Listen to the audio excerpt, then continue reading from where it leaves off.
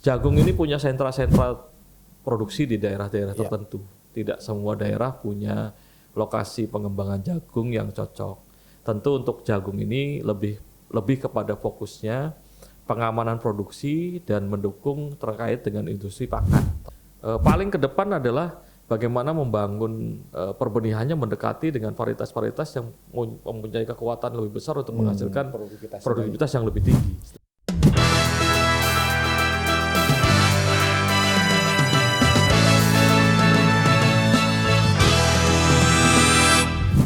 Halo Sobat Benih, ketemu lagi di program Seed Show Podcast bersama Direktorat Perbenihan Tanaman Pangan Kementerian Pertanian. Hari ini kita akan bincang-bincang dengan bosnya perbenihan ini, Pak Direktur Perbenihan Tanaman Pangan Kementerian Pertanian, Pak Gunawan, SPMSI. Apa kabar Pak? Alhamdulillah baik. Nah, kali ini kita mau ngomong soal jagung Pak. Siap. Ya kan? Nah, kita kan pernah bikin yang soal padi. Nah, sekarang kita pengen soal jagung nih Pak. Strateginya atau sebetulnya sih kita ngomong mungkin di awalnya tantangan dulu Pak, yang dari sisi perbenihan. Sebenarnya tantangannya di perbenihan jagung atau komoditas jagung itu sendiri seperti apa sih Pak sekarang? Baik. Assalamualaikum. Waalaikumsalam. Sahabat benih Ya. Di seluruh Indonesia. Jadi memang sebenarnya tidak ada perbedaan antara proses penyediaan perbenihan padi atau jagung. Baik. Tapi lebih khusus memang yang unik dari perbenihan jagung sama padi ini memang dalam tatanan penyediaan lahan. Lahannya Pak ya. Ya. Oke. Fokusnya Akan ada kepentingan terkait dengan mana yang kita harus pastikan proses penyediaannya. Yang perlu dipastikan adalah kalau saya sebut minimum requirement. Target produksi di masing-masing komoditas itu berapa sih? Sehingga kita bisa pastikan bahwa tidak saling istilahnya meniadakan kalau jagungnya lagi tinggi, pasti luas lahan padi berkurang. Atau sebaliknya, padi lagi tinggi, luas jagung jadi berkurang. Artinya ada yang terkorbankan dalam posisi-posisi dukungan untuk mencapai target tertentu. Nah ini kekuatan terkait dengan penyediaan benih jagung khususnya, ini bisa dipastikan bahwa target kebutuhan dalam negeri harus terpenuhi. Nah, di minimum requirement berapa untuk pemenuhan kebutuhan pakan atau konsumsi lainnya untuk bisa memastikan bahwa benih jagung itu bisa tersedia.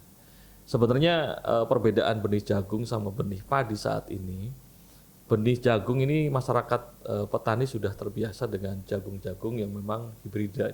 Ya. Kalau jagung komposit memang luasannya tidak terlalu luas. Ya.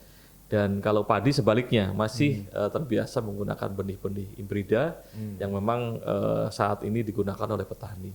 Nah untuk jagung hibrida ini memang ini produksinya lebih banyak kepada produsen-produsen besar atau pabrikan. Nah tentu saja untuk produsen besar dan pabrikan kita harus menjaga terkait dengan pola kolaborasi dan kerjasama antara pemerintah dengan produsen untuk memastikan bahwa stok benih yang kita butuhkan di dalam negeri tersedia cukup ya, Pak, ya. Dengan kondisi ketepatan waktu tanam yang akan disediakan. Jagung ini punya sentra-sentra produksi di daerah-daerah tertentu. Tidak semua daerah punya lokasi pengembangan jagung yang cocok. Tentu untuk jagung ini lebih kepada fokusnya pengamanan produksi dan mendukung terkait dengan industri pakan ternak. Ya itu Pak. Nah sehingga karena mendekatkan kawasan-kawasan pengembangan jagung di lokasi-lokasi yang memang sudah ada pabrik olahan untuk mendukung pakan ternak itu menjadi fokus ke depan. Sehingga dipastikan bahwa nanti terkait dengan penyebaran penyebaran varietas yang dikembangkan oleh produsen-produsen jagung hibrida ini akan kita dekatkan dalam posisi-posisi yang mendekati kawasan-kawasan pengembangan sentra produksi jagung, sehingga terus terang sebaran untuk dukungan suplai bahan industri pakan ternaknya bisa tetap terjamin di dalam negeri, sehingga kebutuhan untuk pakan ternak, unggas ataupun ternak lainnya bisa terpenuhi. Itu mungkin Mas Mati. Ya, memang yang kita pahami diskusi sebelumnya terkait dengan jagung memang yang menarik di tahun 2003 itu karena produksi ya baik padi maupun jagung karena El Nino itu turun Pak. Cuman ya harga itu mencapai rekor kalau dibilang orang industri pakan itu harga beli di petani gitu yang selama ini mungkin di 4.000, 5.000 sampai 7.000 malah lebih dari itu. Walaupun kemarin berita sudah panen raya sudah turun, nah itu yang gantian petani yang teriak gitu kan. Makanya walaupun kemarin juga ada ini sedikit review, walaupun ada HPP-nya sebenarnya masih masuk gitu. Nah mungkin ya tadi kita ngomong strategi Pak untuk menjaga stabilitas Pak yang kita harapkan sebenarnya dari pembeli maupun dari yang produksi gitu kan ya bukan untung gede atau ini terlalu kan stabilitas. Nah itu strateginya seperti apa Pak ya untuk supaya harga itu stabil gitu. Memang ini fluktuasinya nggak terlalu besar. Posisi dua mata pisau ya ini masalahnya. Pada saat harga tinggi karena mungkin pasokan berkurang atau apapun. Ilmu ekonomi Pak ya. Ilmu ekonomi yang digunakan adalah mungkin petani-petani akan merasakan apa istilahnya margin yang diterima lebih betul. dibanding semangat dengan nanam ya Pak. Iya, semangat betulan. Tapi memang harus dijaga dalam posisi harga yang memang bisa terjangkau dari aspek konsumen sendiri. Betul. Artinya kalau nanti terlalu tinggi dan pasar tidak bisa menyerap, pasokan terkait dengan pakan ternak juga akan terganggu. Betul. Bahkan nanti kalau harga pakan ternak karena bahan dasarnya yang sudah tinggi itu mendongkrak terkait dengan harga pakan ternak gitu. Karena komponen dari peternakan itu 70% adalah pakan. Artinya memang ini harus ada keseimbangan dan peran pemerintah untuk menjaga keseimbangan itu. Petani sebagai produsen tidak dirugikan karena akan dapat margin yang memang selayaknya. Dan konsumen juga tidak terlalu berat mengambil harga yang terlalu tinggi karena bahan bakunya tinggi sehingga akan di output produksinya itu mengakibatkan tingginya juga harga pakan ternak itu sendiri. Nah, pemerintah harus hadir menjaga kalau bisa di HPP kita jaga gitu tidak juga turun. Kalau terlalu turun petani juga kurang semangat untuk melakukan. Sudah ada pemetaannya belum Pak? Masalah wilayah-wilayah yang bisa untuk menjaga buffering itu sudah mulai dipetakan belum Pak? Selama ini pengembangan kawasan selalu ada.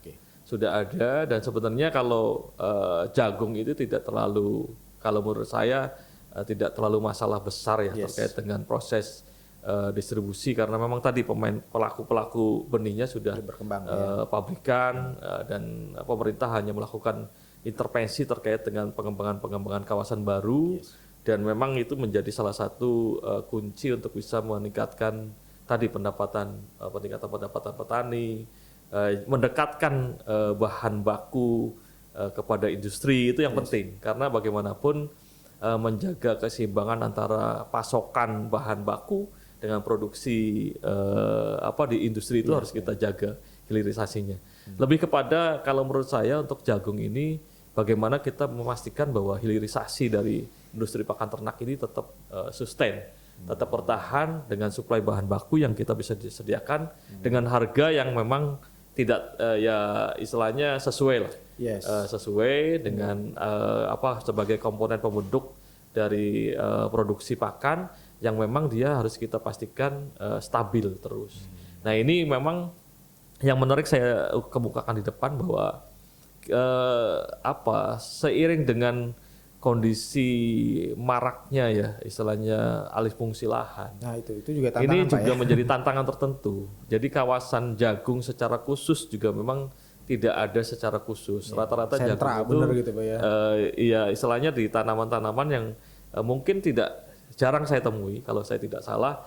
Memang misalnya 3 musim itu jagung semua itu jarang. Artinya memang jagung itu sebagai bentuk pola tanam di antara pola tanam lainnya karena menggunakan lahan-lahan yang memang lahan-lahan sawah gitu. Lahan-lahan yang memang kecuali lahan-lahan kering memang mungkin ada yang memang pola tanamnya jagung semua sepanjang tahun. Nah ini kita coba nanti petakan bersama. Memang saya belum secara detail melakukan pemetaan terkait dengan kondisi positioning pengembangan jagung secara besar-besaran terkait dengan dukungan tadi lokasi-lokasi strategis sebagai sentra khusus. Itu mungkin ke depan akan kami kembangkan dan apa yang ditanyakan Mas Pandu itu menjadi challenge buat saya untuk bisa memastikan bahwa itu menarik Pak. Ke depan itu harus menarik ada karena kawasan khusus. Kalau tadi disebutkan jagung belum jadi tanaman utama ya minimal kayak gitu. Sementara kebutuhan itu udah fix. Sudah fix. Dan betul. fix naik Ya, Pak, gitu. betul. Karena kita orang makan punten kesininya ke ayam dan telur gitu Ya. itu fix naik gitu. Artinya itu jadi konsen pemerintah Ya. untuk juga menjaga tadi stabilitas. Tapi arahnya sudah ada ke sana Pak, ya. Siap. Ke depan mungkin saya di podcast ini malah mendapatkan planning yang lebih besar bagaimana kita mengembangkan kawasan-kawasan khusus sebagai penyangga stok istilahnya industri pakan ternak untuk bisa memastikan bahwa itu memang ya secara khusus paling ke depan adalah bagaimana membangun perbenihannya mendekati dengan varietas-varietas yang mempunyai kekuatan lebih besar untuk menghasilkan produktivitas yang lebih tinggi. Itu istilahnya lompatan-lompatan yang harus kita bangun ke depan sehingga perbenihan itu menjadi salah satu faktor penentu. Jelas Pak. Terkait dengan capaian produktivitas ya. Ya karena fluktuasi itu kan salah satu faktornya juga kan ketersediaan benih juga Pak ya itu kan fluktuasinya. Jadi itu yang kita diharapkan itulah stabilitas tadi Pak. Ya, gitu. Ya itu boleh Pak kasih sedikit wejangan nih Pak untuk para pelaku jagung nih ya Pak. Petani lah dalam ini atau ini. Enggak Pak. Baik, untuk petani jagung, sobat benih bahwa pemerintah memang bagaimanapun harus tetap hadir dalam memastikan bahwa usaha tani, kalau boleh dikatakan masih usaha tani, tapi industri jagung, kalau boleh dikatakan industri jagung ke depan, itu tetap mendapatkan kepastian akses benih yang unggul. Itu yang harus kita pastikan. Sehingga tentu sekali lagi proses dalam kerangka luasan yang memang menjadi target untuk pengembangan kawasan tadi, menjadi salah satu tolak ukur saya melakukan proses penyediaan stok secara nasional baik pre-market ataupun yang memang disediakan dalam bantuan benih. Terus terang memang bantuan benih ini stimulan sekali lagi. Namun kita juga tidak bisa meninggalkan bahwa pasar bebas yang sudah terbentuk tetap harus dalam proses pengawasan pemerintah supaya jaminan stok ataupun supply bisa tetap kita jaga.